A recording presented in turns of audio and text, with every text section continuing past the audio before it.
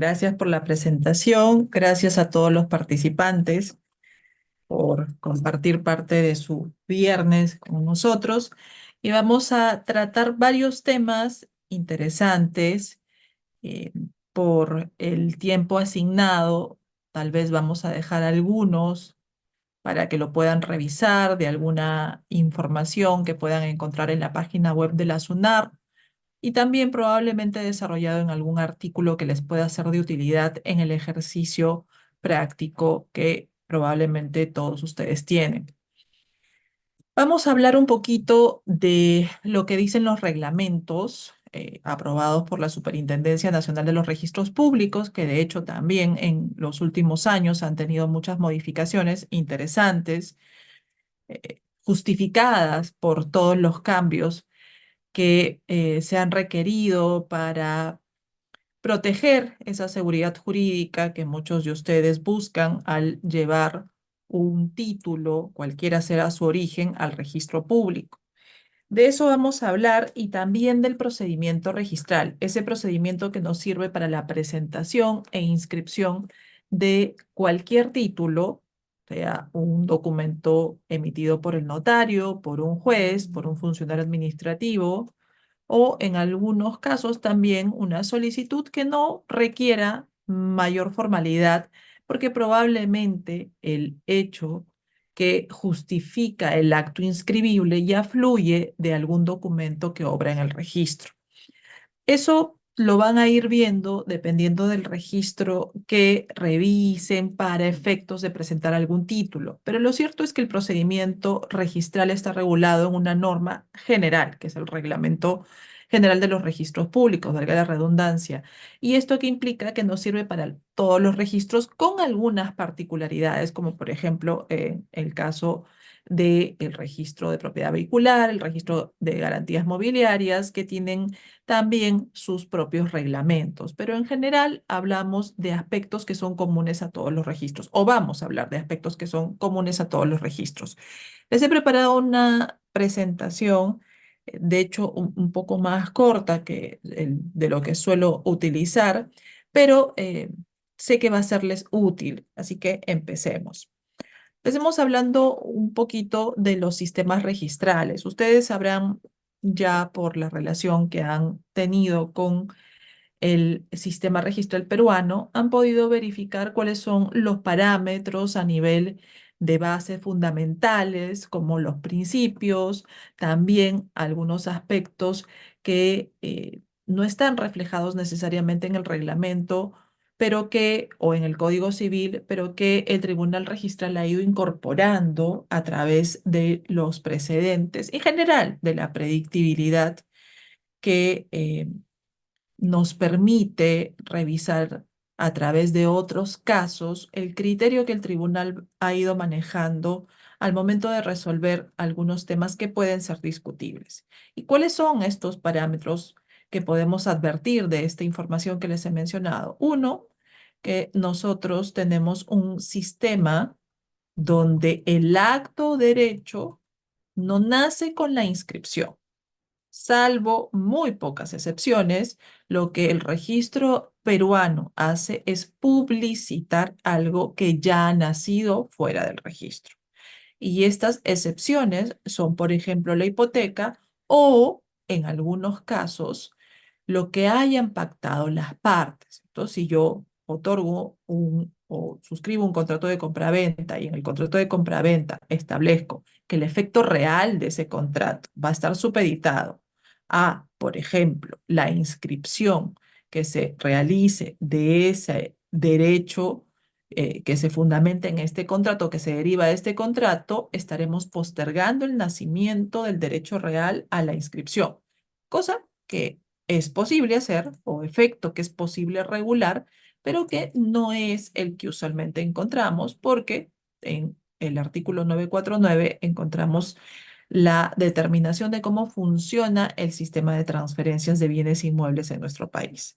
¿Esto qué significa? Que en la regularidad de los casos lo que tenemos es un sistema que publicita actos y derechos que ya han nacido fuera del registro.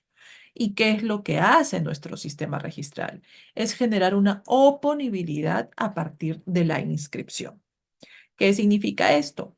Que sí, si hablamos de un derecho real, por su propia naturaleza, podemos entender que estamos frente a un derecho que, por estar vinculado a un bien, se le otorga o se le ha otorgado a través de probablemente la teoría clásica, esta posibilidad de ser oponible frente a otros con el solo nacimiento del derecho real.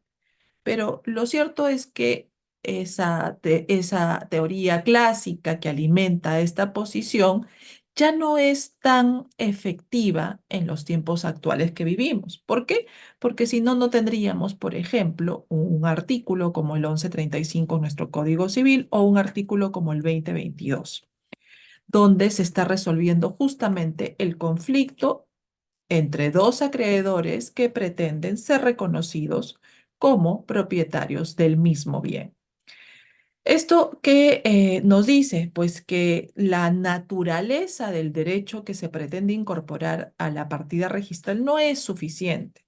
Necesitamos un elemento de recognoscibilidad que nos brinde mayores certezas. Y es ahí donde entra el sistema registral peruano a publicitar de forma clara, exacta, uniforme, porque todos siguen el mismo procedimiento, los actos o derechos que tienen esta vocación de publicidad, no todos.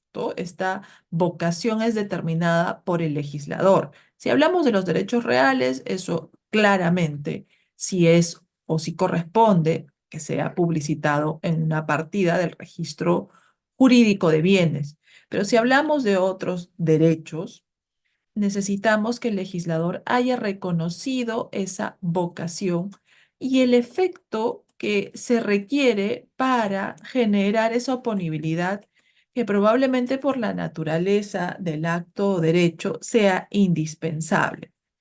Entonces ya hablamos no solamente de las disposiciones del Código Civil, sino también hablamos de normas especiales que establecen en qué casos es necesario darle una publicidad. Y ojo, hablamos en algunos casos de actos que claramente necesitan tener una publicidad y de otros que inclusive han cambiado en el tiempo. Un ejemplo vinculado al desarrollo registral es por ejemplo, el caso de la anotación de los certificados de zonificación.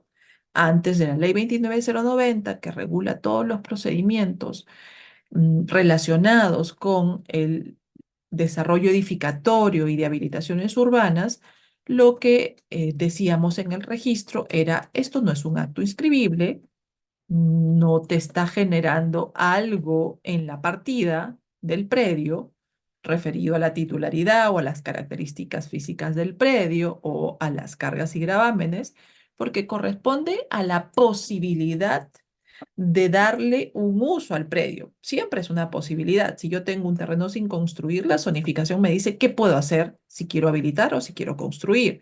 Pero si no construyo, no habilito, no le estoy dando ese uso. Entonces, es esta posibilidad que tiene usos compatibles con ciertas actividades, ¿cierto? Que determinan qué actividades puedo desarrollar en el predio. Los usos conformes y los usos compatibles y también dentro de toda esa normativa nos dicen qué cosas no podemos hacer. La pregunta es, ¿esto necesita ser publicitado? ¿Esto no tiene otra forma de publicidad? Y antes de la ley 29090, lo que señalábamos era, no necesita ser publicitado. Inclusive, ya goza de publicidad a partir de la publicación de la ordenanza que determina cuál es la zonificación que le corresponde al predio y también que aprueba el índice de usos. Entonces, ¿por qué traerlo a este ámbito donde no hay otra alternativa, donde para dar a conocer a un propietario no tengo otra alternativa o una alternativa más eficiente que el sistema registral, que el registro público? Pero en la 29090 el legislador dijo, necesito que esas condiciones que corresponden a los usos, a la explotación del predio, al desarrollo edificatorio, sean también considerados en la partida.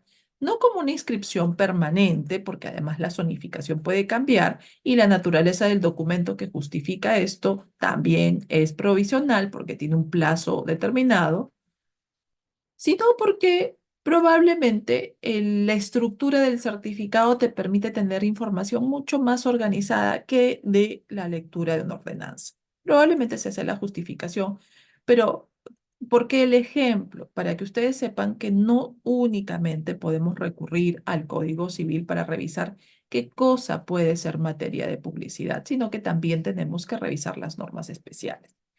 Nuestro sistema es un sistema donde se da publicidad a algo que ya nació, es un sistema de inscripción donde se extrae el acto inscribible. ¿Qué significa esto? Que yo presento un contrato de compraventa y lo que se inscribe no es el contrato, ese es el título del cual fluye el acto inscribible, ¿no? El, la sentencia, el acto administrativo. En este caso, el acto inscribible es la transferencia de propiedad, porque si hablamos, por ejemplo, del registro jurídico de la propiedad inmueble, estamos hablando de un registro donde se publicitan las titularidades y obviamente la representación de las fincas que involucran estas titularidades y que genera que busquemos desarrollar con mayor exactitud el objeto de este derecho y las transferencias del mismo, pero no se incorpora el contrato en la partida, se incorpora la modificación de la titularidad en virtud al contrato de compraventa. Es decir, se publicita el derecho real que ha nacido a partir del contrato. Lo mismo pasa si yo llevo un acto administrativo y tendré que ver cuál es el acto inscribible. El título es el documento que sustenta ese acto inscribible. Lo mismo pasará con una resolución judicial.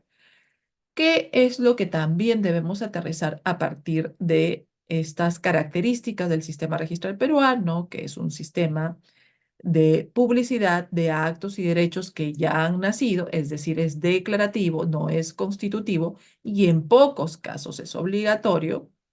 En realidad, muy pocos supuestos tenemos en que el legislador haya previsto que es indispensable realizar la inscripción de este acto derecho y que además haya establecido una sanción, porque esa debería ser la consecuencia. Es un sistema declarativo, esencialmente declarativo. Es un sistema en el que estos actos o derechos que son inscribibles se sustentan en un título, pero lo que se extrae de la partida es el acto o derecho que el legislador ha determinado que es inscribible y cómo se organiza este registro a partir del objeto. ¿Cuál es el objeto en el caso del registro de la propiedad inmueble? En el caso del registro de la propiedad inmueble, tenemos el registro de predios, que tiene como objeto el predio, pero también tenemos en general un registro que se fundamenta en la clasificación de bienes que tenemos establecida en el artículo 885 del Código Civil. Es decir, yo también puedo tener, por ejemplo, un derecho que no esté vinculado al registro de predios, sino que esté vinculado al registro de concesiones, por ejemplo. ¿Qué es tal vez lo particular de este registro, que es el más amplio, el más complejo, y palabras que he escuchado de algunos miembros del Tribunal Registral, es el registro que más apelaciones genera?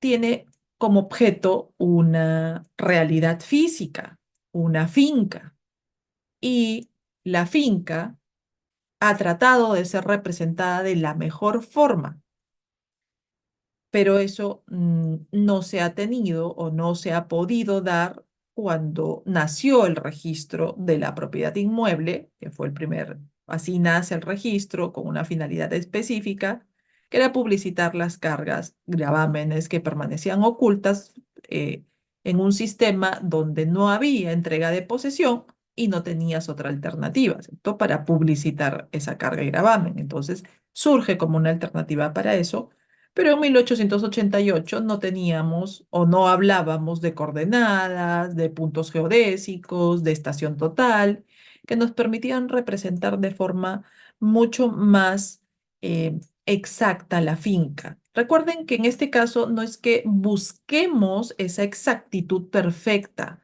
No creo que ese sea el objetivo de las coordenadas.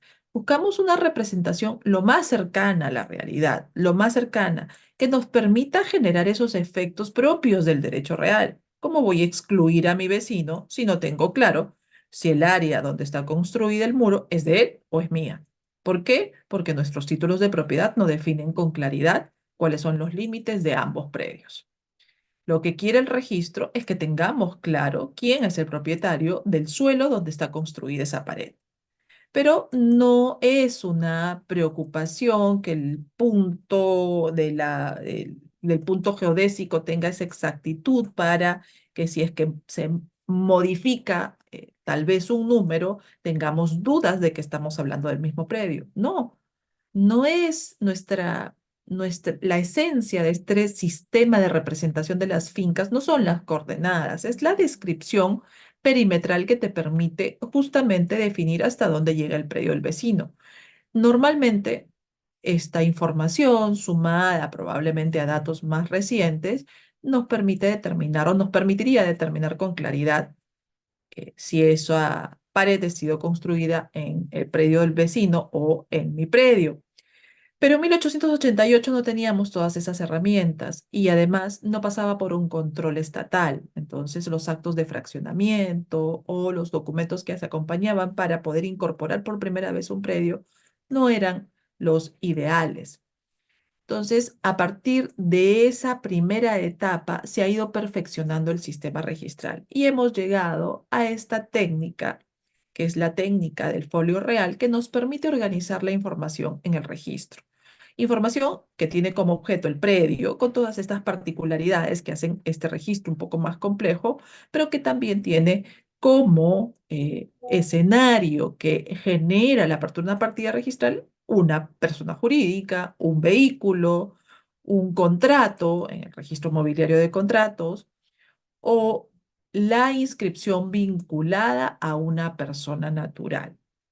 El divorcio, la unión de hecho, el otorgamiento de un mandato, que pueden permitirnos determinar qué cosas van a irse incorporando y que el la información que se exija nos va a permitir vincularlo con ese objeto, que es o la persona natural, o la persona jurídica, o el contrato, o el bien. O lo que haya determinado la creación o apertura de una partida registral. Esa es la forma en cómo se organiza la información a partir del objeto del registro respectivo. Entonces, yo ya tengo título, perdón, tengo sistema declarativo, tengo el acto en el que incorporo lo inscribible en la partida registral, extrayendo sistema de inscripción, extrayendo lo inscribible, tengo la forma en que se organiza la información, que es la técnica del folio real, y tengo los efectos de la inscripción, que son la parte más importante, pero ojo, sin descuidar lo anterior, porque yo no puedo llegar a la parte más importante si no he trabajado bien esto de la técnica, de cómo se presentan los títulos. No es un tema menor. Yo que a veces converso de estos temas con los chicos de pregrado, piensan que es un tema de procedimiento, que es un tema aburrido, que es que la labor del notario, del registrador o del tribunal registral es una eh, cuestión repetitiva, sin mucho tal vez, donde no haya que realizar un trabajo o una labor de interpretación constantemente. Y lo cierto es que sí, a nivel de la parte sustantiva y también a nivel de la parte registral. Por más buena labor que esté haciendo, que haya hecho y esté haciendo la SUNAR, nuestros reglamentos no contemplan absolutamente todo. Y es ahí cuando entran los precedentes del Tribunal Registral y la excelente labor que ha venido desarrollando el Tribunal Registral en los últimos 20 años probablemente. o un poco más, que es cuando empiezan a emitirse los precedentes. Entonces, ¿cuáles son esos efectos que parten de una buena regulación del procedimiento y todo lo que les acabo de comentar? Los efectos que tienen como punto de partida un correcto control de la legalidad de los títulos que llegan al registro, de eso vamos a hablar en calificación, tienen como consecuencia un efecto sustantivo importante. El efecto sustantivo que implica que haya pasado por filtros de control. Filtro de control notarial, filtro de control judicial, filtro de control administrativo, que me garantizan un título auténtico. Es uno de los principios del sistema registral peruano. Entonces, ya pasaron por ese filtro de control, pero también tienen que pasar por el filtro del control de esa realidad registral que está protegida. Si estamos hablando de una inmatriculación, lo tengo que confrontar con las inscripciones que se hayan hecho sobre el ámbito que quiero inmatricular. Si estamos hablando de un acto sucesivo en una partida de un predio que ya se inmatriculó hace algún tiempo, pues lo tendré que confrontar con la información que obra en esa partida. Si hablo del contenido de la persona jurídica, de la partida de una persona jurídica, confrontaré el contenido del acto de designación, de revocatoria, aumento, reducción de capital con el contenido de esa partida. Y esto hace que tengamos dos filtros de control. Uno, el externo, el que implica que haya un notario, un cónsul, un funcionario administrativo, un juez que haya hecho el control de legalidad de ese título. Y luego hablamos del control de legalidad que hacen las instancias registrales. Una vez eh, calificado positivamente este acto o derecho, ¿cierto? Contenido en el título, que es materia de revisión por parte de las instancias registrales, se van a producir los efectos más importantes de la inscripción, que son los que se derivan de la inscripción misma, valga la redundancia, es decir, la oponibilidad, la legitimación y la fe pública registral en el ámbito en el que corresponda. Habrá una presunción de exactitud y de validez dentro de los alcances de estos principios. Acá hay algo muy importante. Tenemos que ver en qué casos hay fe pública. Si ustedes me dicen, Sonia, ¿hay fe pública en la primera inscripción de dominio? Yo les diría no. En este caso no es aplicable la fe pública. Está legitimado, sí, no vamos a poder hacer una inscripción incompatible con ese derecho. Y si hay algo que probablemente se pueda cuestionar esa inscripción, lo vas a tener que hacer en sede judicial. Y ahí viene el último comentario respecto al sistema registral peruano. El sistema registral peruano, con toda la influencia además que ha recibido del derecho registral español, en cuanto a su estructura, en cuanto a sus principios, pero en algunas cosas ya el derecho registral peruano ha tomado su propia postura, ha definido a partir de cómo se está aplicando, de cómo se está resolviendo o de probablemente también algunas normas que haya emitido SONAR, cómo debe resolverse en casos particulares. En el derecho registral español no tenemos una ley 3313. En el derecho registral español no tenemos ciertos criterios que, por ejemplo, ha asumido el Tribunal Registral, como el caso de, eh, a ver, ellos sí tienen la renuncia al derecho de propiedad, que es un tanto distinta a lo que nosotros tenemos, tienen una regulación distinta. Entonces, hemos tomado muchas cosas del derecho registral español, pero nuestra realidad es distinta, tienen problemas, tal vez no, que no se han tornado tan complejos como los que nosotros sí vamos a abordar en esta clase, que se los voy a comentar brevemente más adelante. Entonces, esto ha hecho que la SUNAR también tenga que responder de alguna forma frente a estas situaciones, que es lo que vamos a revisar brevemente más adelante.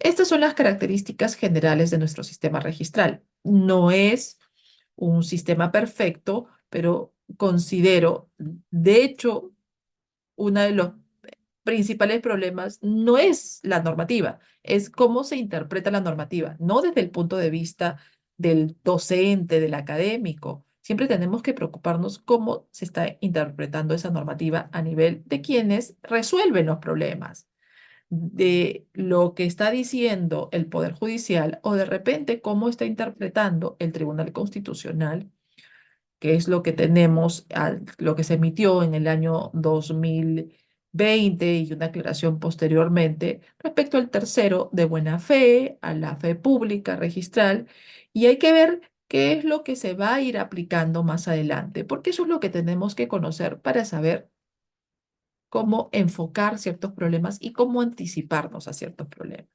Entonces, nuestro sistema registral es un sistema en el que tenemos una inscripción esencialmente declarativa, pocos casos de inscripciones obligatorias, pocos casos, súper escasos los supuestos de inscripciones constitutivas.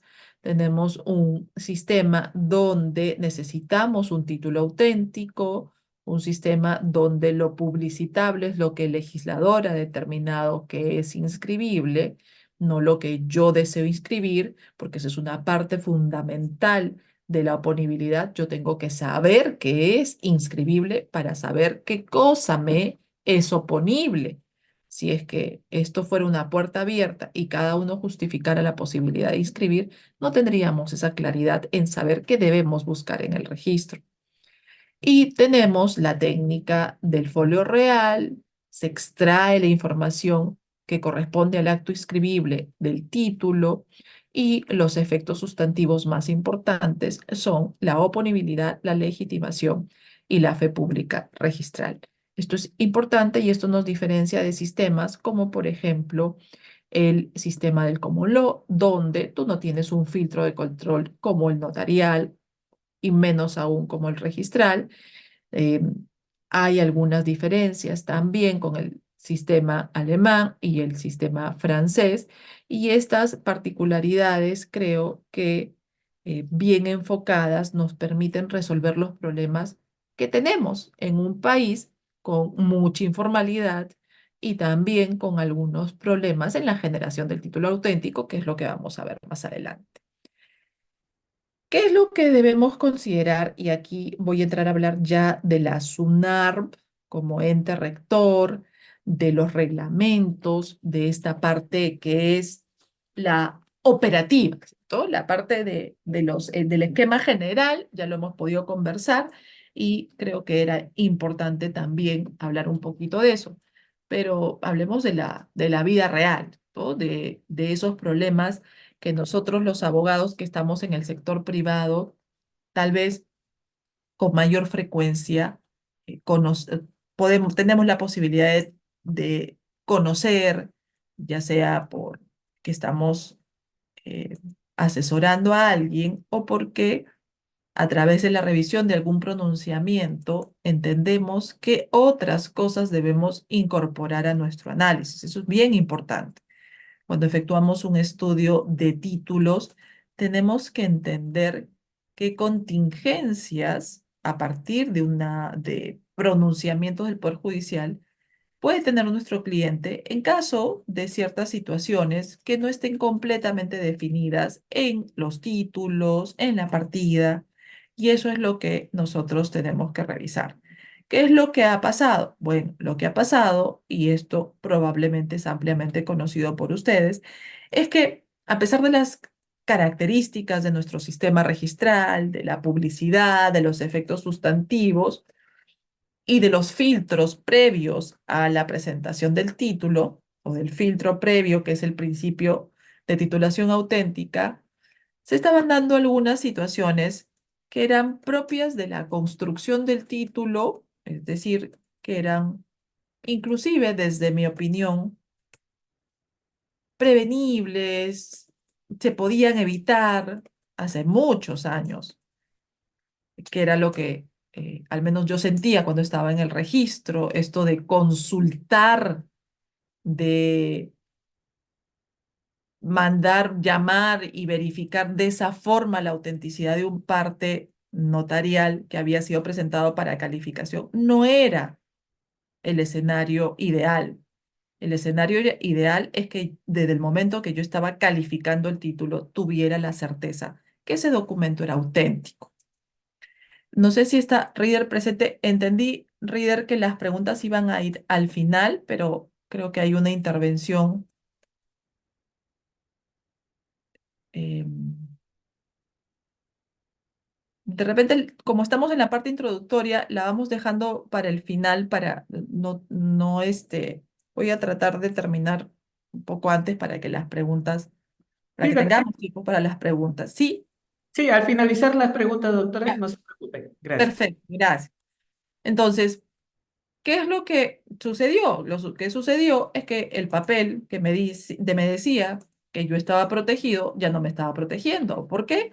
Porque resultaba que a la persona que yo le había comprado y que probablemente sí tenía un título auténtico, su derecho derivaba de alguien que no tuvo un título auténtico. La pregunta era, ¿estoy protegida o no estoy protegida en esta compraventa? Y la respuesta, desgraciadamente, no es uniforme, sobre todo a partir del pronunciamiento del Tribunal Constitucional, y ahí hay que tener bastante cuidado en el momento en que evaluamos la información que está en la partida. ¿Qué es lo que ha sucedido? Que la gente en cierto porcentaje probablemente ha perdido un poco esa fe en la información que está en el registro. Y ojo, que no solamente se justifica por este tipo de situaciones donde pudo incorporarse un título donde intervino una persona suplantando a otra o era un título falsificado, sino también atribuyéndole al registro responsabilidades que no le correspondían. ¿Por qué? Porque la deficiencia de nuestro sistema de transferencia no es culpa del sistema registral, es un problema del derecho civil que además no es tan fácil de solucionar porque hay muchos factores que revisar. Entonces, que hayan dobles ventas, que hayan superposiciones cuando hablamos de información que ahora se tiene que comparar con coordenadas, pero que al momento de ingresar al registro se tiene que confrontar con información que ha sido generada hace muchísimos años, pues no es una falla del sistema o de lo que está regulado en el reglamento. Ya ahí necesitamos corregir otras cosas desde la parte de la generación del título y también algunos aspectos que el registro o la SUNAR ha ido solucionando. Entonces, estas dudas son las que surgen, ¿cierto? Las que surgen inclusive en el abogado, no solamente en la persona que no tiene una formación jurídica, sino a partir de ciertos pronunciamientos ya uno comience a preocuparse y decir, bueno, no sé si lo que revisé y el análisis que hice, ahora que ya estoy frente a este problema, va a ser suficiente para acreditar la buena fe del comprador en este proceso judicial que ya se inició. Y otros aspectos que también ya son parte del sistema de crédito, ¿no? Donde ya no solamente estoy pensando en la adquisición, sino también estoy pensando en entregar los bienes como garantías. Y ahí ya hay otros factores que no involucran, creo, mucho al registro, sí involucrarían, si estamos hablando, por ejemplo, un problema de superposición, pero que ya involucran, uno, el problema que de hecho, ¿cierto? La posibilidad de que el deudor no pueda pagar la deuda y segundo, la facilidad de para el acreedor en recuperar ese dinero a través del proceso judicial que deba iniciarse para recuperar el dinero entregado. Entonces, son muchos factores, no todo es responsabilidad del sistema registral peruano y ojo, siempre hay que pensar inclusive en las propuestas de modificación.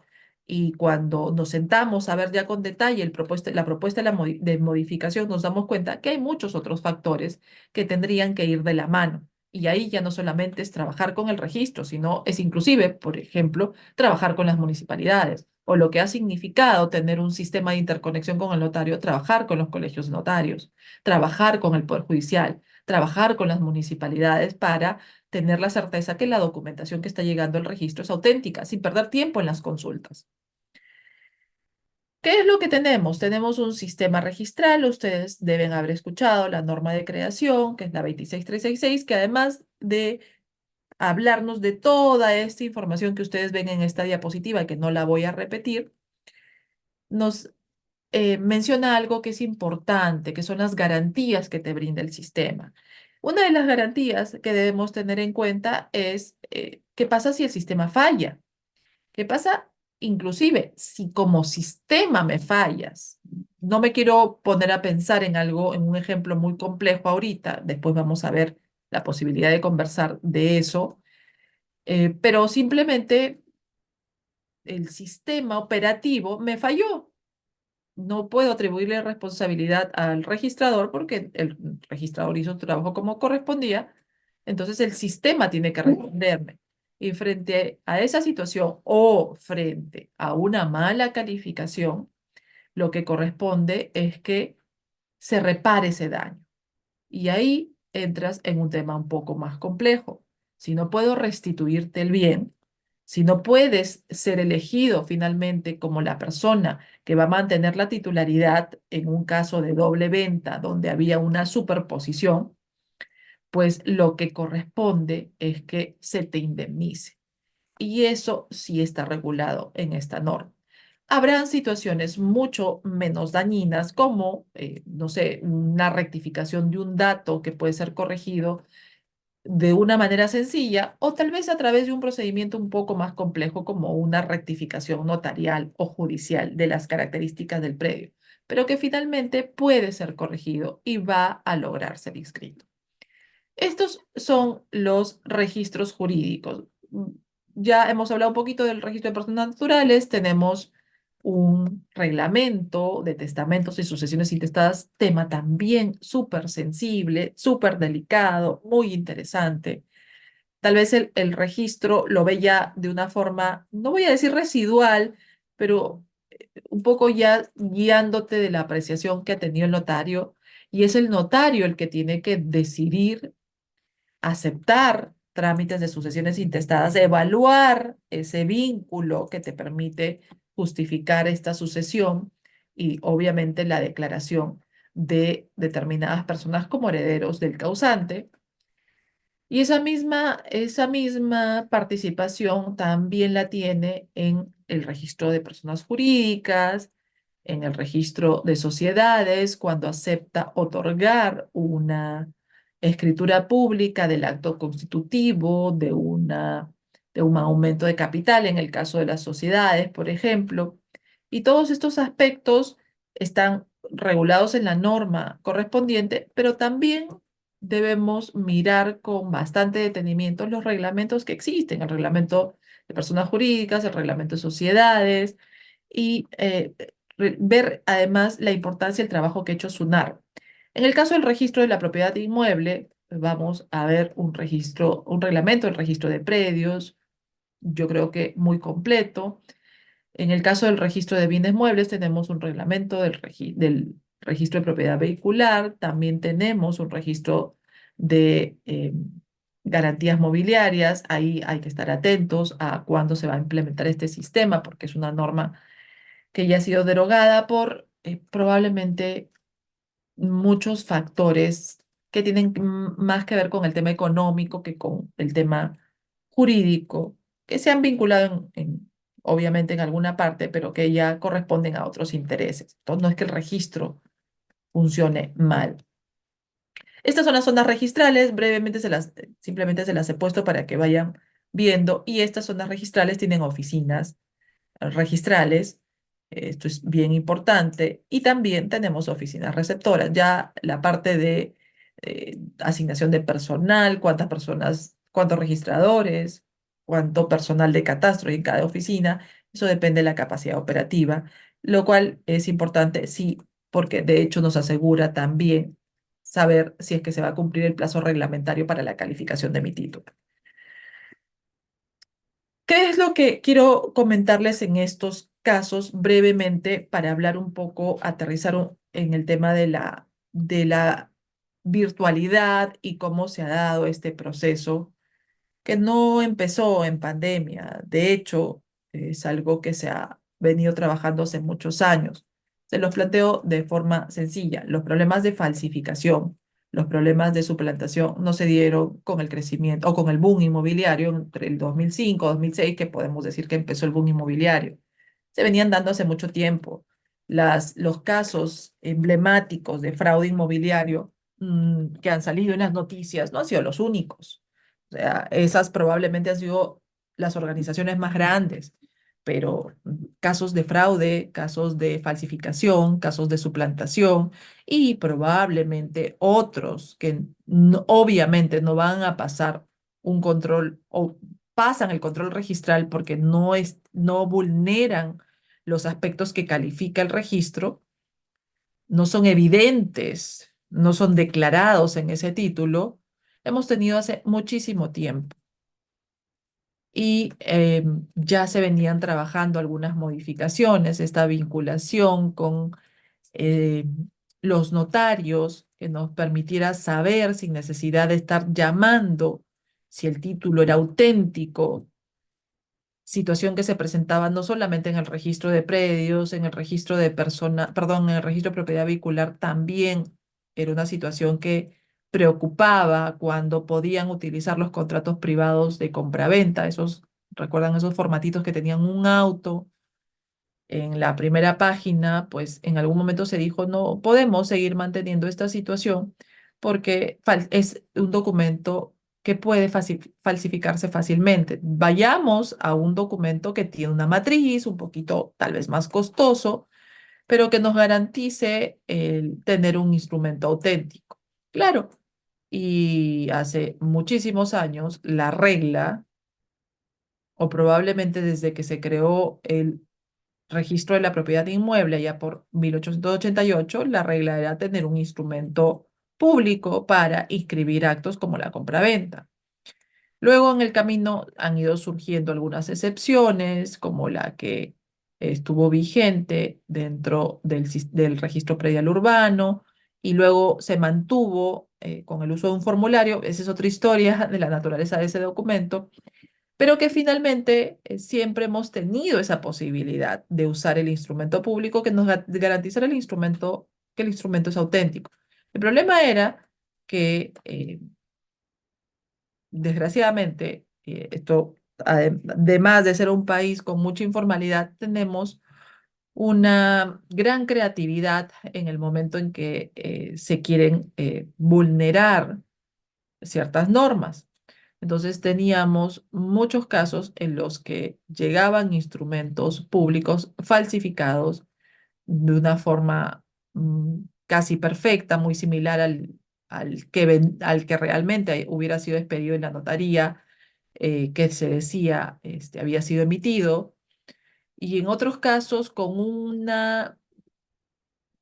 conocimiento del funcionamiento del registro realmente peligroso, ¿cierto? Tú sabías cómo se oficiaba para corroborar la autenticidad de los documentos y como no tenías un presentante autorizado, pues la misma persona que te había falsificado el parte notarial era la misma persona que te ingresaba el supuesto oficio de respuesta que corroboraba la autenticidad del instrumento público. Eso no se podía mantener. ¿Cómo poder mantener eso que ya sabíamos que no funcionó? Entonces se comenzó a pensar en un sistema de interconexión con los notarios, que es lo que tenemos ahora, en el sentido de saber quién me está trayendo el título. Eso fue el primer punto.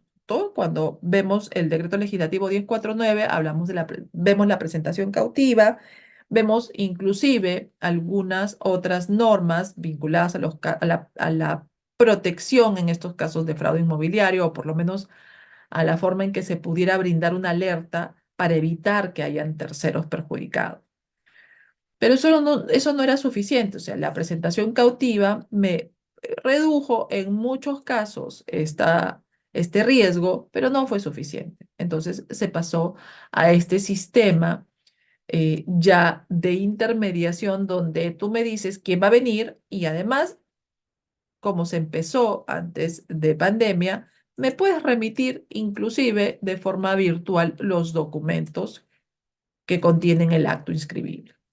La presentación de estos instrumentos antes de pandemia fue porque no necesitábamos en ese momento tal vez entrar con todos los actos inscribibles, pues fue, digamos, hasta tímida, ¿cierto? Actos de compraventa de uno, dos, de un inmueble creo que se empezó, que también tenían un plazo un poco más rápido de calificación, pero empezó pandemia, ya se habían estado digitalizando los títulos, no con no la totalidad de los documentos que se presentaban, no la totalidad de los documentos que ya habían sido inscritos, pero ya existía ese proyecto de digitalización, de tal forma que cuando empezó la pandemia se generó esa necesidad de agilizar todo eso que se había estado pensando, que se había estado trabajando y que no era el primer intento de trabajarse, ya habían proyectos que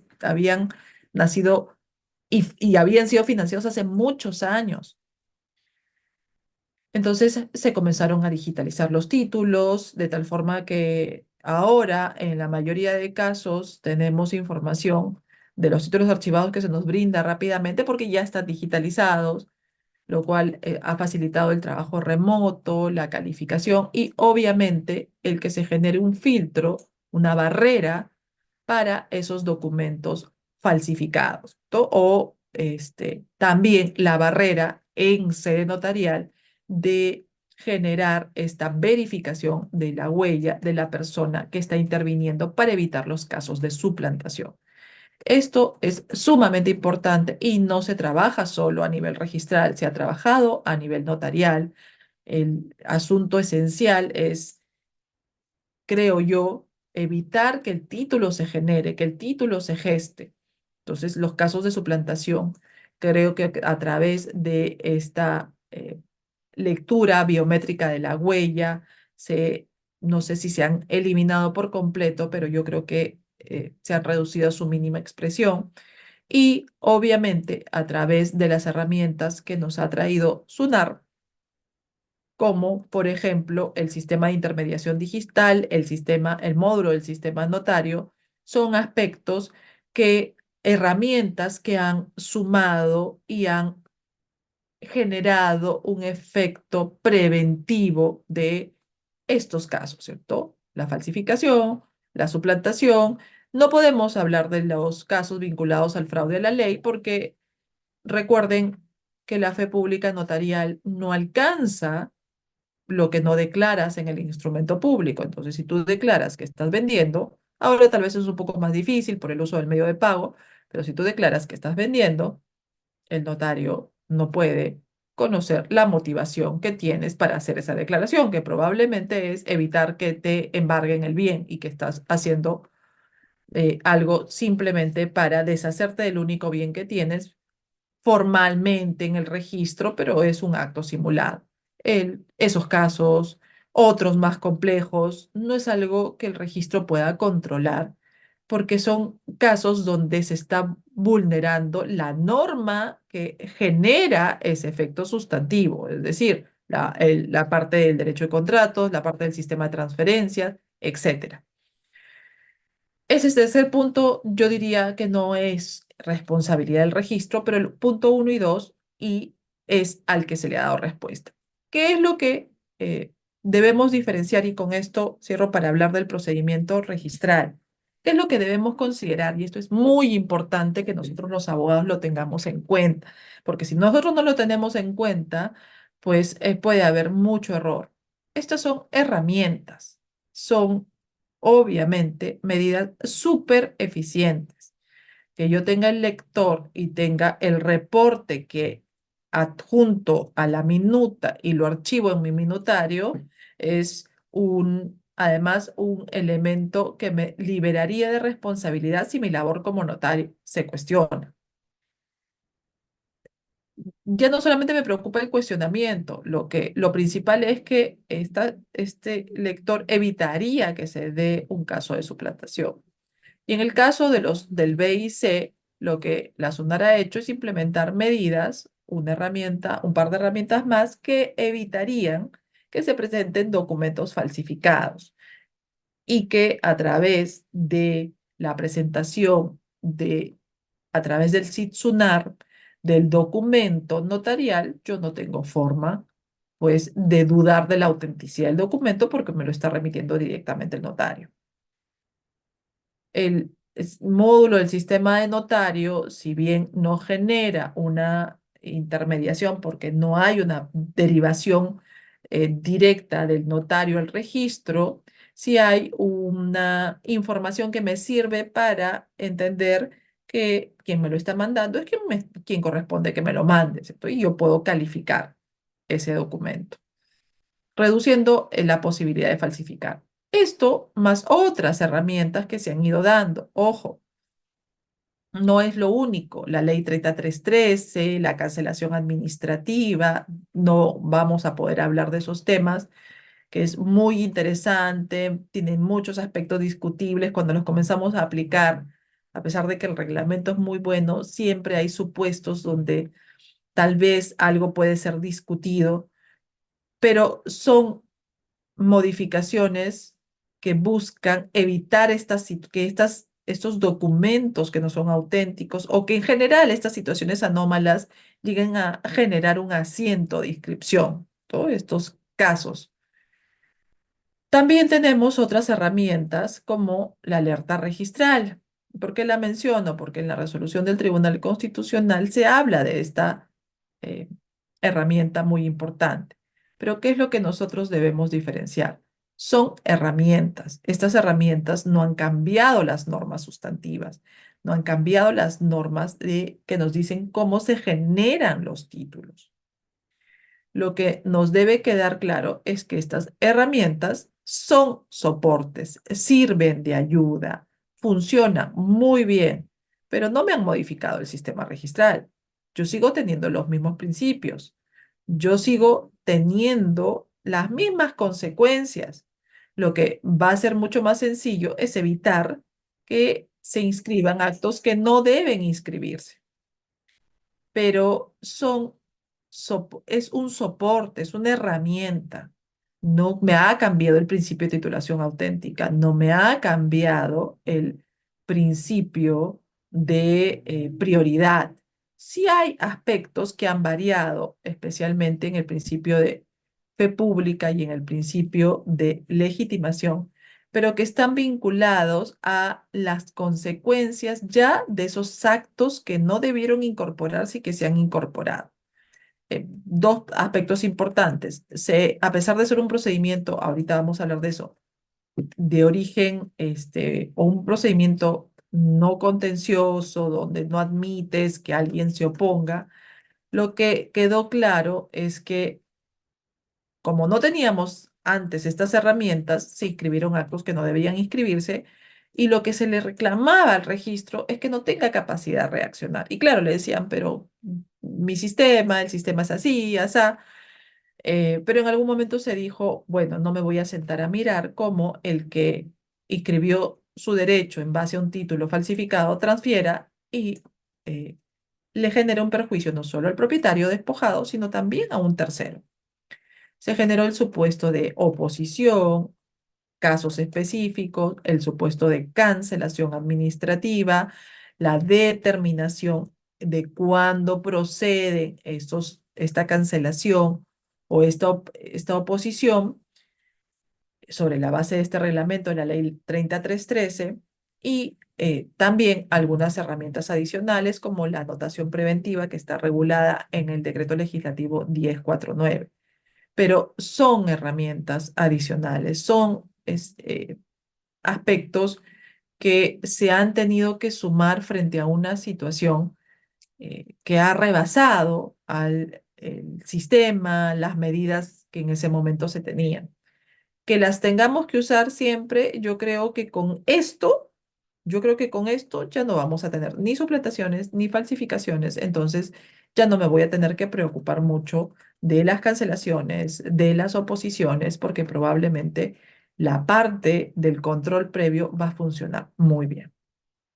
Hablemos ahorita ya del procedimiento registral, que es la parte mucho más grande de esta exposición, porque tenemos que hablar de algunos asuntos donde ya se involucran principios y estas consecuencias que les he mencionado. Bueno, como antecedente a esta parte, les he dicho que hay consecuencias que se han generado a partir de estos casos de fraude y que determinaron que se modifiquen dos artículos del Código Civil en ese momento. Ahora ya hay varias modificaciones que se han dado, no solamente de esos artículos, sino también del 2011, y lo que se buscaba era determinar qué cosa podía ser el registro a pesar de sus limitaciones, a pesar de no ser un juez, de no resolver conflictos, de tener algunas disposiciones que solucionan en parte las inexactitudes que se han presentado, porque tenemos un capítulo de rectificación de inexactitudes. También es posible rectificar sobre la base de generar un nuevo título, etcétera.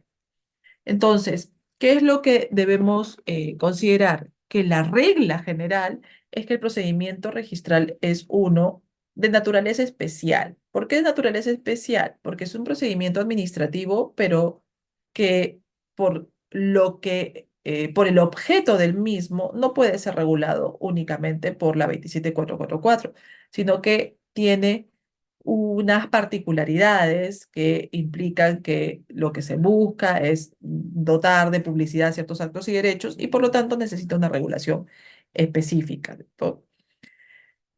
Ya el ente rector, que es la SUNAR, nos ayuda muchísimo con la emisión de reglamentos, directivas, para entender mucho más la naturaleza de este procedimiento.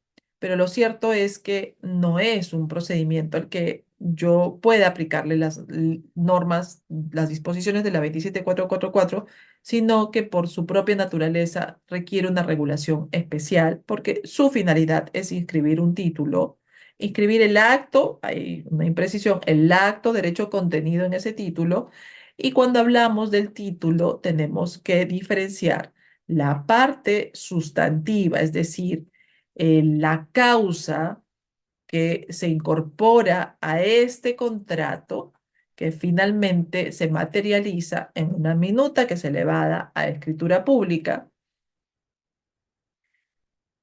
y que parte de reconocer que podemos tener dos momentos y que usualmente tenemos dos momentos. El momento del efecto que genera ese contrato, como por ejemplo el efecto real que genera un contrato de compraventa, y la formalización a través del cumplimiento de las exigencias que tenemos en el procedimiento registral, que es que eleve escritura pública, por ejemplo, una minuta, ¿no? Ahí hablamos del título formal. ¿Puedo llegar al registro solo con el título material? Bueno, en el caso de la compraventa, la respuesta de forma uniforme es sí, pero no te van a inscribir de forma definitiva el- la transferencia de propiedad hasta que no traigas el título formal. Hay una parte en el reglamento general que desarrolla esto.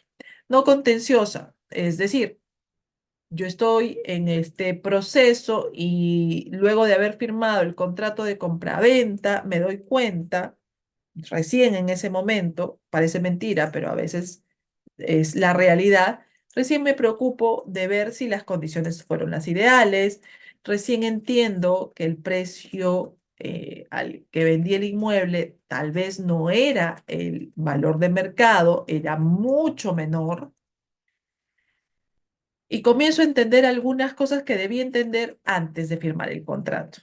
Entonces, como no estoy de acuerdo con lo que firmé, como me arrepentí, como pienso que necesita revisarse esas condiciones y quiero renegociar con el vendedor, formulo una oposición en el registro. ¿Ese es el supuesto de oposición? No, ahí no hay posibilidades de que el registro te pueda dar una respuesta positiva. Lo que ahí tienes que hacer es revisar tu contrato y si es que no lo dice el contrato, ver si es de aplicación el código y reclamar judicialmente la resolución, la rescisión, el remedio que corresponda, la nulidad, etcétera, ¿cierto? Si es que hubiera realmente un vicio que afectase la validez del contrato. ¿Eso qué significa? Que tú podrás llegar al registro, podrás presentar, podrás lograr la presentación de tu solicitud explicando absolutamente todo, pero el registro no resuelve conflictos. Su naturaleza es no contenciosa. Si hay algo que tienes que resolver respecto al contenido de tu contrato, lo vas a tener que realizar en el Poder Judicial. Lo va a tener que revisar el juez. Pero ¿en qué supuestos no podía el registro tener esa misma respuesta? En aquellos supuestos donde ciertas personas te dijeran como registro, yo no he otorgado ese instrumento público. El vendedor, el supuesto vendedor, me ha comunicado que lo han suplantado. Probablemente el notario le ha podido adjuntar alguna documentación, pero el notario tampoco es juez. Y frente a esa situación no teníamos una regulación y la respuesta estaba enfocada a decir, nuestro procedimiento es un procedimiento de una naturaleza especial, no contenciosa y no podemos hacer nada. Vete al Poder Judicial y el vete al Poder Judicial es, vete al Poder Judicial, presenta tu demanda, que te la admitan y una vez que te la admitan, presenta tu solicitud cautelar y entre que eso pasó ya pasaron 3 o 4 meses y ya se inscribieron 2 o 3 ventas sucesivas y aparentemente el último comprador es un tercero de buena fe. ¿Y qué hago ahí en ese caso? Entran en la disyuntiva los jueces a quién proteger, al propietario despojado o al tercero de buena fe. Entonces, estamos frente a una situación que se busca evitar a través de estas disposiciones que se han incorporado con la ley 3313, u oposición o la cancelación. Eh, Siempre es importante recordar que no sirve para la persona que se arrepintió, que quiere que revisen su contrato, sino sirve únicamente en esos supuestos que están en la diapositiva. Brevemente, ¿cómo funciona el procedimiento registral? Ya en esta parte quiero llegar a hablar un poco de los principios. ¿Cómo funciona el procedimiento registral? Lo primero que debemos considerar es que hay ciertos principios que se aplican antes de la presentación del título, antes en el momento de la presentación y luego ya hemos visto lo que se aplica durante la calificación y luego con la inscripción. Y antes de presentarme en la oficina registral e ingresar mi título, yo tengo un principio que es sumamente importante, que es el principio de titulación auténtica. ¿Por qué? Porque el legislador ha querido que los títulos que lleguen al registro tengan una vocación de permanencia, que lleguen y se queden y que el que entró salga cuando vende, no cuando es suplantado, no cuando es despojado indebidamente. Entonces, tenemos este principio que es pieza fundamental para llegar a la parte de los efectos sustantivos. Esto es muy importante. Yo no puedo tener estos efectos sustantivos si tengo un sistema previo que no funciona bien, donde me presentan cualquier cosa, donde el sistema notarial no es el que tenemos en el Perú, que es el sistema notariado latino. Entonces, todas esas cosas nos hacen entender que los filtros de control se dan en diferentes momentos. Y este es el momento en que el acto, el contrato, pasa por un procedimiento donde se emite un título auténtico y en el que además ha habido cierto control. Si yo hablo del control notarial en una escritura pública, bueno, hay disposiciones que el notario tiene que cumplir, como por ejemplo la acreditación de los medios de pago, que ya es un filtro bien importante si es que quiero perdón, si es que quiero eh, generar un acto que en la realidad, o sea, un acto donde hay una simulación absoluta. Ya ahí es un poco más complicado, ¿cierto? Pero la fe pública notarial no alcanza a la motivación de las partes. Por lo tanto, si me traes una minuta, si me acreditas con los medios de pago que ha habido un movimiento de dinero que ha pasado del comprador al vendedor, el notario no tiene responsabilidad y el filtro no alcanza esos aspectos. Pero sí alcanza, por ejemplo, la necesidad de declarar el origen de tus fondos y aspectos que son también importantes en nuestro sistema jurídico. En el caso de los procedimientos administrativos, tú tienes también un control de legalidad que se da en el procedimiento administrativo del que se deriva ese título, toda esa resolución que llega al registro. Y ahí pues tienes al subgerente, al gerente, quien sea competente, o a la comisión técnica, al órgano colegiado, que emite ciertos actos administrativos que son los que llegan al registro. Y en el caso del Poder Judicial también hay una fe pública que alcanza este funcionario. No, lo mismo, ¿cierto? Si me dijiste algo en la demanda que no era la verdad, pues yo no puedo saberla si es que no ha habido además alguien que me diga lo contrario, que es lo que vemos en algunos procesos. Llegaste tarde, no te defendiste en el momento que te tenías que defender y ya no puedo hacer nada. Todos esos aspectos son controlados en el momento en que se gesta el título. Y una vez que ingresa el título, yo ya tengo otros aspectos que se van organizando sobre la base de la partida, como la prioridad preferente, la prioridad excluyente. Entras a hablar del principio de legalidad con mayor fuerza. ¿Por qué? Porque hablamos de la calificación registral y en este proceso también el registrador y el tribunal puede revisar esta declaración, tiene que emitir un pronunciamiento. ¿Cómo se emite el pronunciamiento? Bueno, en el sentido de calificar el título y confrontarlo con la partida, con los asientos. Si estamos hablando de una compraventa, tendré que corroborar que el vendedor es efectivamente quien aparece en la partida. Si hablamos de una rectificación de área y medida cilinderos, revisaré otras cosas y sobre la base de esa confrontación yo voy a observar si es que el título tiene un defecto, es una observación, o hay un obstáculo temporal en la partida. Si es que estamos hablando de un defecto en el título, no que no puede ser subsanado mañana más tarde, no, sino que en el momento en que pueda ser subsanado, su afecta el título material que sustenta la inscripción. Por ejemplo, si yo le presento al registro una minuta de compraventa, puedo hasta anotar preventivamente esa minuta. Me dan un plazo para traer el instrumento público.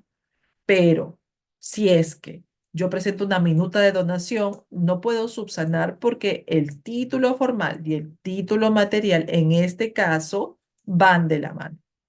Si es que el título presentado es perfecto, pero no he pagado todos los derechos registrales, se liquida por el mayor derecho registral. Esto también es revisable por el tribunal registral. Ojo, esto es muy importante. No siempre o sea, tenemos una resolución de la superintendencia que nos dice las tasas y que estas se van ajustando de acuerdo a la UIT, pero eso no es lo que yo cuestiono. Yo no puedo cuestionar que el acto de los derechos de inscripción de la compraventa sean un porcentaje de la UIT. Lo que yo sí puedo cuestionar es la naturaleza del acto que está siendo materia de inscripción. No es algo común que pueda cuestionar probablemente siempre la naturaleza del acto, pero es algo que se puede hacer. Les pongo un ejemplo. No, ya no, nos alejamos de la compra-venta, nos vamos a las habilitaciones urbanas. En el caso de las habilitaciones urbanas, cuando hablamos de una habilitación urbana nueva, yo tengo el control de todo lo que se está invirtiendo, ¿cierto? ¿Por qué? Porque yo estoy a cargo de la habilitación, yo soy propietario, yo estoy pagándole a los profesionales y por lo tanto tengo el control de lo que se ha gastado en las obras viales, en la adecuación del suelo para poder conectarse con eh, tener esta conexión con los servicios públicos y todo lo que se necesita para lograr tener un predio urbano. Y obviamente estamos hablando en este caso de un acto valorado. Pero ¿qué pasa en una habilitación urbana de oficio? En una habilitación urbana de oficio, lo que tienes es una situación consolidada donde el Estado está interviniendo para poder abrirle la puerta a todas esas personas que no pueden entrar, que han estado entrando por la ventana a través de prescripciones adquisitivas de dominio, pero que no es la forma en la que deben llegar al registro porque tienen su título de compraventa, pero no pueden entrar porque el predio en el registro aparece como rústico. Puedo hablar de un acto valorado y el reglamento de predios ahí tiene un error que ha sido corregido por el tribunal registral. La pregunta es, ¿hay predictibilidad en eso? En realidad, eh, la primera instancia sigue aplicando el reglamento de predios y bueno, el tribunal sigue aplicando lo que considera que es correcto en cuanto a un principio de prelación normativa. Y si el título es perfecto, si se han pagado los derechos que corresponden, dependiendo de la naturaleza de acto valorado o invalorado, se inscribirá. Obviamente ahí no hay problema. Hablemos del título registral. Están mencionados los artículos del Reglamento General de los Registros Públicos que corresponden a el título y es súper importante solo hacer algunas precisiones. Es el documento o documentos que fundamentan inmediata y directamente el derecho a acto inscribible, es decir, la escritura de compraventa, la resolución administrativa, la sentencia que viene acompañada de otras piezas procesales junto con el oficio, pero que por sí solos acreditan la existencia del acto derecho, por sí solos. Es decir, si yo presento una escritura pública de anticipo legítima, la escritura pública de anticipo legítima por sí solo acredita la transferencia. Pero para efectos registrales, yo necesito que además me acredites el entroncamiento, o sea, que es tu hijo. Entonces, necesito un documento complementario. Y ese documento complementario será la partida de nacimiento. Eso no fundamenta, no es el origen de la donación, pero sí es un documento necesario para la inscripción. ¿Cuáles son los requisitos de los títulos inscribibles? Cada reglamento que ha aprobado la SUNAT establece los requisitos de eh, los actos inscribibles. Esto es bien importante porque algunos casos serán más complejos que otros, pero lo bueno es que tenemos ahora varios reglamentos y probablemente regulados la mayoría de supuestos. ¿Cuáles son las formalidades que usualmente te exige el registro? Instrumentos públicos, ya sea el parte notarial, ya sea el instrumento administrativo, la resolución, o el parte judicial. Documentos privados, excepcionalmente, hay que ver en qué caso se aplican los documentos privados, te lo tiene que decir el legislador, si hay, por supuesto, pero te los tiene que decir el legislador. Y documentos otorgados en el extranjero. Ahí, además de hablar de los documentos emitidos por los cónsules, también hablamos del derecho internacional privado, donde tenemos que ver cuál es la norma aplicable y tenemos que ver si eso que es aplicable en determinado lugar es inscribible en nuestro país, que es lo que se tiene que controlar. Aquí están un poco el detalle de los instrumentos, solo tal vez una precisión, ya esto con eh, algunas restricciones, pero que les recomiendo que revisen la exposición de motivos del Código Civil del 84. Sí es importante que veamos esto porque se vincula con disposiciones del Reglamento General, ¿cierto? Y ahora más aún con ciertas modificaciones del Código Civil que se han dado. Y ahí viene esta parte de la naturaleza del instrumento, porque también se vincula con la calificación registral. Es decir, yo registrador tengo ciertas restricciones. ¿En dónde? En la calificación del documento público judicial. Sí, claro.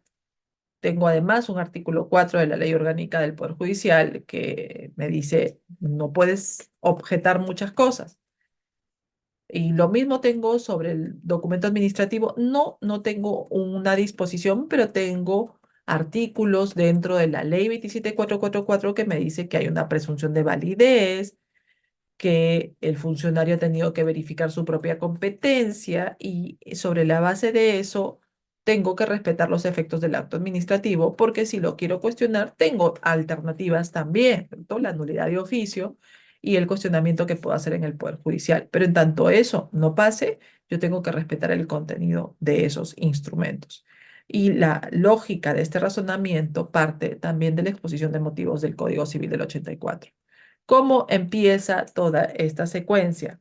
Bueno, con la presentación del título físico o virtual, yo estimo que en corto tiempo vamos a tener la mayoría de títulos presentados virtualmente, lo cual es un gran avance. Tiene que formularse la rogatoria, recuerden, es una inscripción declarativa que funciona a pedido de parte, salvo algunos casos donde se hace de oficio, pero siempre que estemos hablando de un error atribuible al registro y que la información para esa rectificación esté en el registro. ¿Quién puede formular ese pedido? El otorgante del acto de derecho, presento mi embargo, presento mi sentencia de prescripción adquisitiva de dominio, el beneficiario, ¿cierto? En este caso, por ejemplo, el acreedor embargante o el tercero interesado. Estamos hablando acá de que yo estoy gestionando esas inscripciones porque tengo el propietario que no quiere inscribir su derecho, me debe dinero y yo estoy buscando lograr llevar esta información al registro para poder facilitar el proceso de cobro de lo que me debe. Todo esto se da en base a un título. Siempre tiene que haber un título. La naturaleza del título estará definida por la naturaleza del derecho que quiero publicitar. No necesitas justificar que porque tienes interés ni nada, basta con que menciones en el formulario eso que te sirve para efectos de lo que puede pasar, desistimiento, etc. El notario tiene un interés profesional importante en que todos los actos o derechos que se han otorgado en su notaría se inscriban. Esto también es muy importante. Y en hay una regulación, esta parte final la tienen que corroborar con el Reglamento General de los Registros Públicos porque hay un supuesto de tacha especial que está en el Reglamento General de los Registros Públicos. Son varios supuestos que tienen que mirar donde el registro no te puede rechazar de plano el documento, pero sí se ha buscado propiciar una calificación rápida que resuelva inmediatamente estos temas, no desde el fondo, sino desde el incumplimiento del principio de titulación auténtica, donde tienes que presentar el documento con las formalidades que correspondan, ¿cierto? Y acá viene la parte de la calificación definida en el Código Civil. Tenemos también una modificación del código interesante. Recuerden que cuando se emite la ley de modernización del registro, se reconocen varias cosas y hay una parte que es bien interesante e importante, que no solamente se va a quedar con esta regulación, sino que necesita desarrollarse, que es la parte donde reconocen que para efectos de la calificación, primero que los registradores tienen que propiciar la inscripción, que era algo que ya decía el reglamento general. Y lo segundo, a lo que se apunta es que el registro converse con en la parte del registro de predios, converse con las bases de datos catastrales que se manejan. Tanto se ha desarrollado una normativa, que es la ley 28294, para que haya una interconexión y pasados 20 años no se ha cumplido con la norma, porque yo sí considero que la norma buscaba propiciar eso. Creo que ha habido una falta de interés en que esto se concrete. Entonces, lo que te dice esto es, tenemos que solucionar este tema, tenemos que hacer prevalecer la información catastral, tenemos que darle una salida a todas aquellas personas que ven que hay información que está en la municipalidad de una forma y que en el registro está de otra forma y que no puedo tampoco solamente decirle, tienes que hacer un procedimiento rectificatorio, porque eso es, digamos, por decirlo menos, hasta irreal, ¿cierto? Porque muchas personas no van a tener posibilidad de destinar recursos importantes para hacer estos procedimientos de saneamiento. ¿Por qué tendría que hacerlos? Es mi predio, nadie está en conflicto, no hay ningún problema y la municipalidad reconoce que esas son las características de mi predio. Me estás diciendo que gaste 10.000 soles en un procedimiento de rectificación cuando esta información es la que debe prevalecer. Pero ahí viene esta parte que es importante, que es propia de la calificación también registral, que la labor del registrador, del tribunal registral, es evaluar la legalidad de esos títulos que llegan al registro y confrontarlos con la información registral. Para hacer esto, tienen que tener claro cuáles son los alcances de los efectos sustantivos de las inscripciones y cuáles son los alcances de esos títulos que llegan para ser materia de calificación.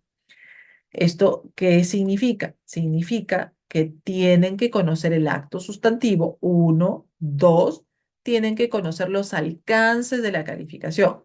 Que el registrador califique una compraventa es totalmente distinto que califique un acto derivado de un procedimiento administrativo, una sentencia de prescripción adquisitiva de dominio o inclusive una declaración notarial en un procedimiento no contencioso. ¿Por qué es tan importante? Porque yo en estos últimos supuestos sí tengo una calificación restringida. Yo no puedo decirle al notario, quiero ver las pruebas que te presentaron para la prescripción, porque yo tengo dudas que esta persona realmente ha estado en posesión del predio, porque en su declaración, en su solicitud no es claro, el tema no es definitivo, etcétera. Lo que nos debe quedar claro en el procedimiento no contencioso, con algunas limitaciones en el procedimiento judicial y en el procedimiento administrativo es que ya hay alguien que hizo la revisión de esos aspectos y al registro no le corresponde.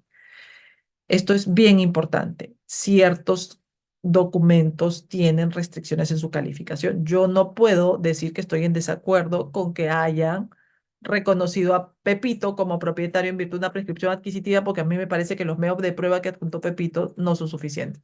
No importa, ya está la sentencia. Y yo no puedo, por ejemplo, cuestionar el acto administrativo.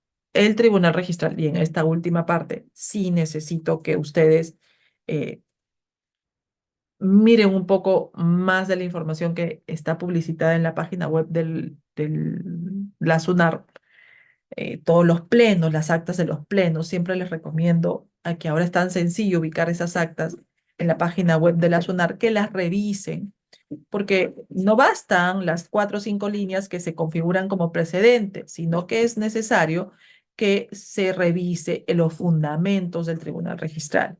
Y ahí es cuando nosotros podemos ver, por ejemplo, que en la parte de la calificación de los actos administrativos hay un precedente que se aprobó en el año 2012, justo cuando estaba no, miento, cuando ya teníamos la 29090 y habían algunos problemas en la calificación de ciertos actos derivados de la 29090, y lo que se dijo es, no puedes cuestionar la validez de ese acto administrativo. Posteriormente, ese precedente, la línea interpretativa de ese precedente se incorporó en la 29090 en el artículo 3, creo que de la ley 29090 o del reglamento. Y claro, te dicen, no puedes desconocer la validez de un acto administrativo emitido. Pero el tribunal en algunos pronunciamientos lo que ha dicho es, sí, pero hay un límite. Yo sí puedo calificar competencia. Y, por ejemplo, no te puedo anotar un certificado de zonificación emitido por la distrital porque los certificados de zonificación solo los emite la provincial. Ahí tengo que ver competencia y ahí no puedo hablar de que no puedo, de que tengo una restricción en la calificación. Todos estos aspectos parecen muy sencillos de identificar, pero el tribunal ha tenido que resolver casos complicados y de hecho en la calificación de los actos administrativos es donde ha tenido mayor dificultad. Desgraciadamente tenemos muchos problemas de informalidad que son generados por los pronunciamientos de las mismas municipalidades. Ejemplo, resoluciones de subdivisión que ocultan una habilitación urbana. ¿Por qué? Porque habilitar es costoso. Es mejor que subdivida, donde no se me piden aportes, no tengo muchas exigencias, no es un procedimiento costoso, porque hacer una habilitación urbana nueva con la documentación que te piden es también en la parte documental algo costoso.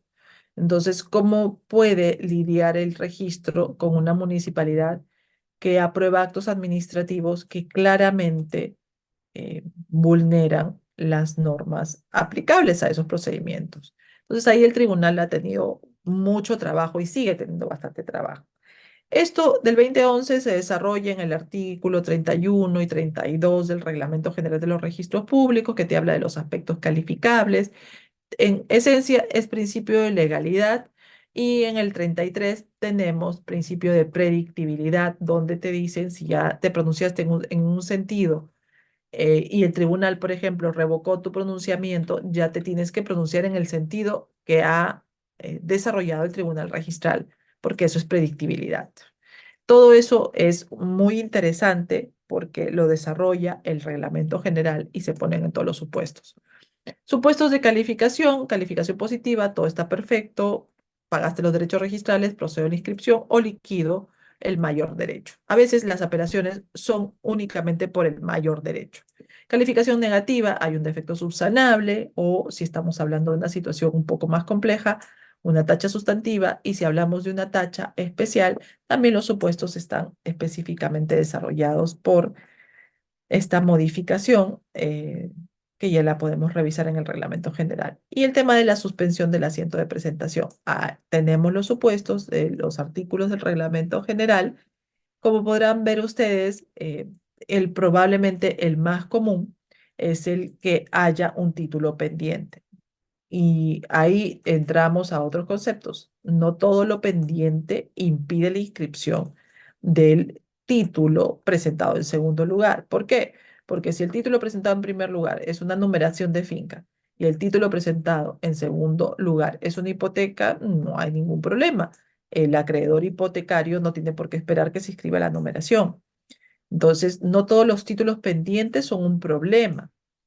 Los títulos pendientes que pueden significar un obstáculo para la inscripción del título presentado en segundo lugar son aquellos que son incompatibles. Y el tema de la determinación de los títulos incompatibles es que la eventual inscripción del primero impida la inscripción del segundo. Ese es el análisis que tenemos que hacer, no una cuestión ligera, sin mayor precisión, donde te dicen hay un título pendiente y suspenden el asiento. Primero, uno pensaría, me está beneficiando porque suspender el asiento es que ya no avancen los días de mi asiento de presentación, pero no es tan beneficioso si lo que tú quieres es inscribir y tienes todo para que ese título se inscriba.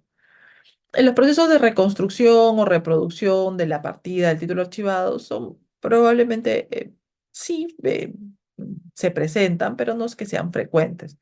Sí, el registro hace mucho tiempo ya ha buscado cautelar lo que se ha plasmado en los tomos y se han escaneado información y con eso se está impidiendo el deterioro. Entonces, es algo que debemos considerar eh, en los procesos de reconstrucción o de reproducción. El tema del bloqueo, el tema, bueno, de la anotación de saneamiento en el caso de los bienes muebles y el tema de de la anotación de bloqueo por presunta falsificación.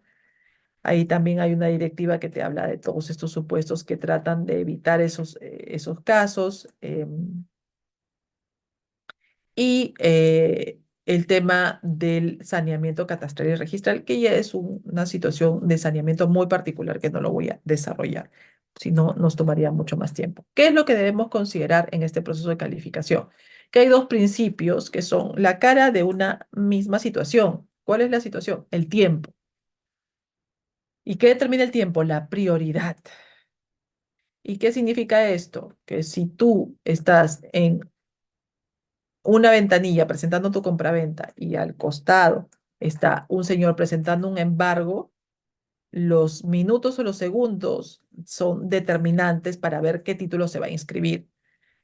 Si es que logra presentarse primero el embargo, tu compraventa se va a inscribir sin ningún problema, pero estás comprando un paquete ya más complicado. No solamente estás comprando el predio como lo habías visto, sino que estás comprando el predio con una medida cautelar. Y ahí tendrías que analizar si es que estás en un supuesto en el que puedes pedir la desafectación, si realmente tu derecho de propiedad surgió antes de la medida cautelar y todo lo que en un pleno ya del Poder Judicial se ha resuelto. ¿Qué pasa si es que primero logro ingresar primero la compraventa y luego la medida cautelar? Bueno, en este caso ya no solamente estamos hablando de una prioridad preferente, sino que la inscripción, la eventual inscripción de la compraventa le va a cerrar la puerta al embargo, porque estamos hablando de un embargo contra el vendedor. Y en ese caso, una vez inscrita la compraventa, se va a producir la exclusión del embargo sobre la base de la prioridad excluyente. ¿Por qué esto es importantísimo? Porque estos principios son fundamentales en nuestro sistema registral, porque no podemos tener la información organizada y generando los efectos que tiene si es que comenzamos a admitir actos que son incompatibles. Si yo inscribo dos transferencias del mismo bien, son dos propietarios que se repelen, pues no pueden ser los dos propietarios del mismo predio, no estamos hablando de la copropiedad. Y estos principios son justamente los que buscan regular esos aspectos. Acá les he puesto los efectos de la prioridad. Déjenme, estaba mirando un poco la información. Entonces, tienes un cierre definitivo. Si es que estamos hablando de una transferencia, ya no puedes inscribir la medida cautelar. Y en el caso del cierre provisional, estamos sujetos a la eventualidad de que el título cuya prioridad se ha reservado se inscriba o no se inscriba. Esto se puede dar o no se puede dar. Hay que estar atentos. ¿Cómo concluye el procedimiento registral? Por la inscripción, obviamente, ya se logra lo que se buscaba. Por la tacha por caducidad, porque no logré subsanar dentro de los 55 días hábiles que se me otorga. Y porque también me desistí de la rogatoria, que puede ser total o puede ser parcial.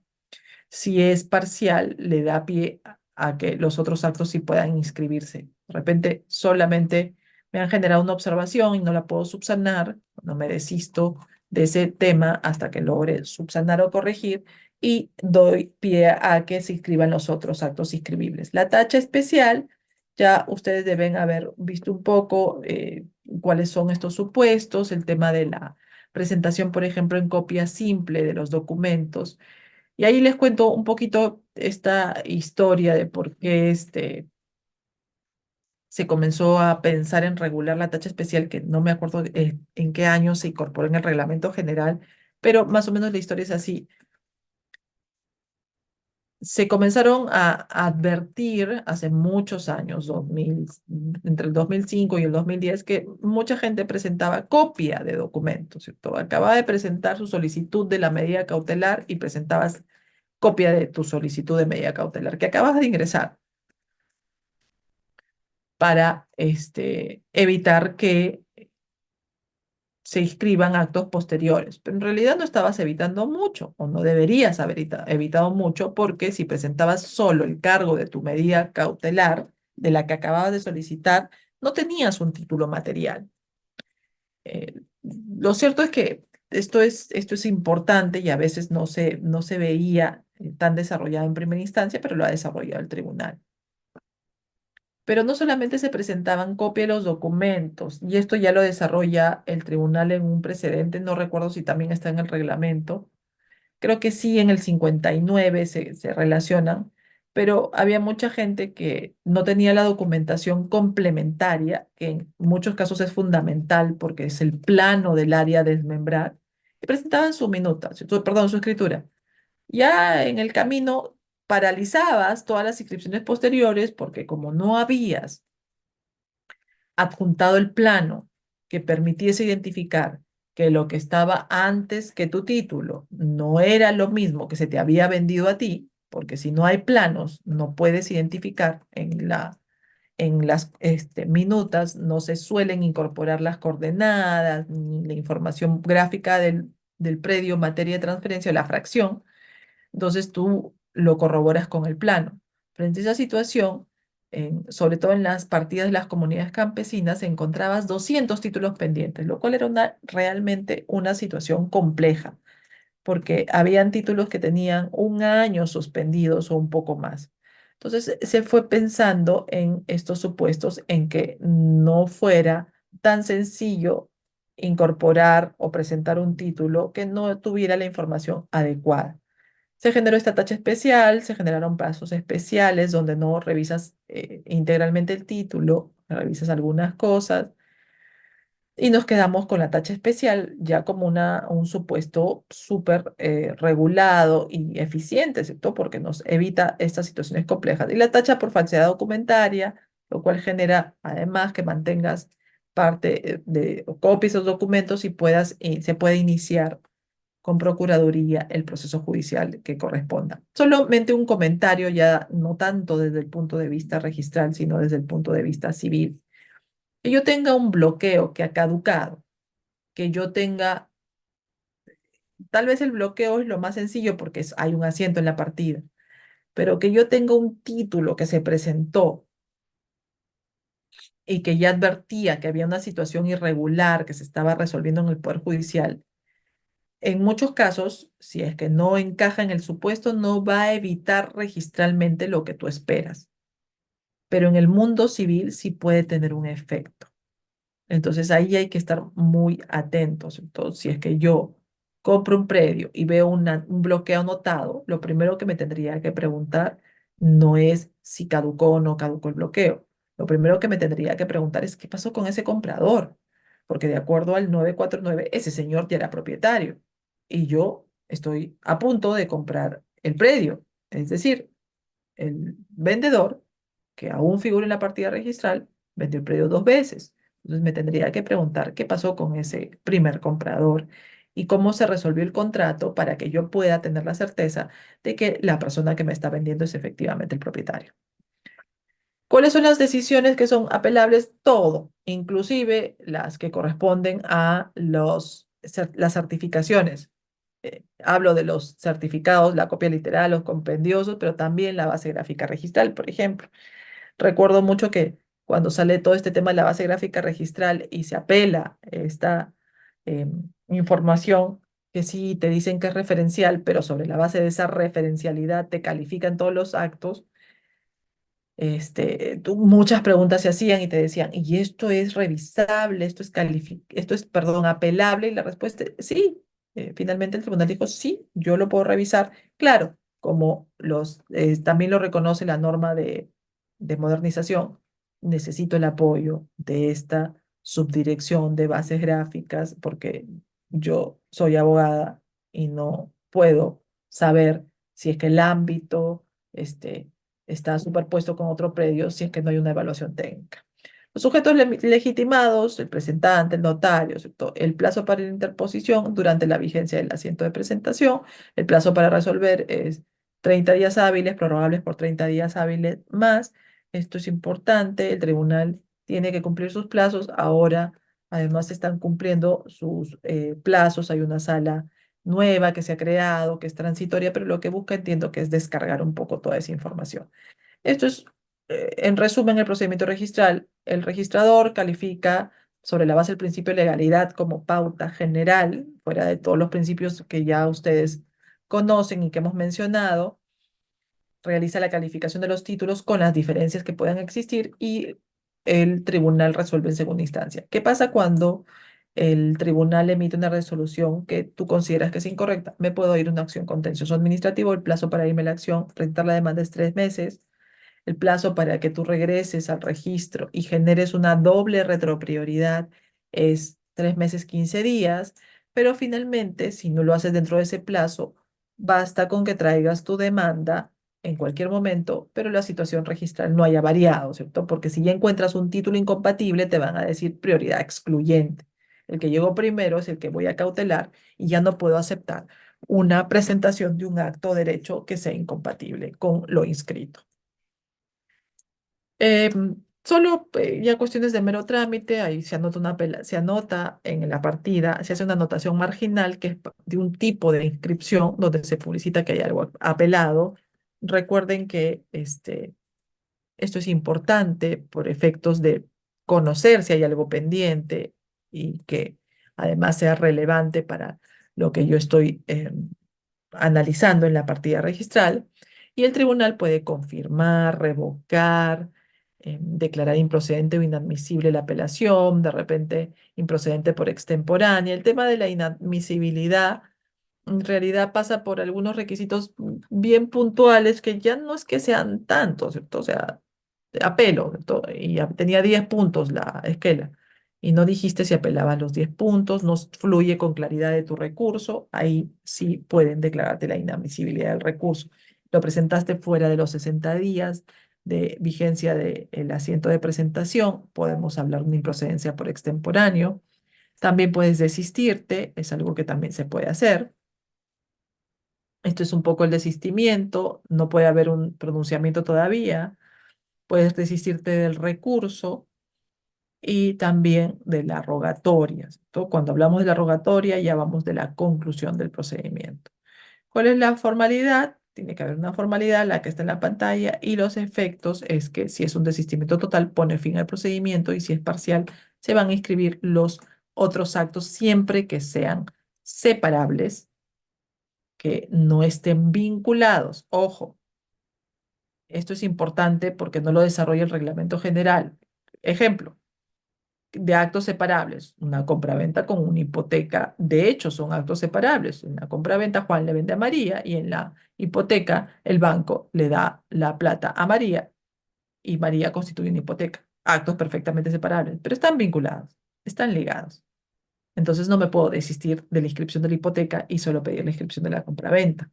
¿Por qué? Porque del contrato fluye con claridad que el saldo del precio de la compraventa fue pagado con el dinero otorgado por el banco que está participando como acreedor hipotecario. Entonces, un poco el desistimiento, lo que sucede a partir del desistimiento y la interposición de la acción contencioso administrativa. Bien importante el tema de la prioridad en estos casos. Se los explico brevemente. Cuando nosotros estamos en un proceso judicial, sabemos que puede demorar 2, 3, 4, 5 años, dependiendo de la naturaleza del proceso. Entonces, sabemos que esta realidad registral puede variar y no me conviene que varíe porque si no, de nada me va a servir la sentencia que obtenga.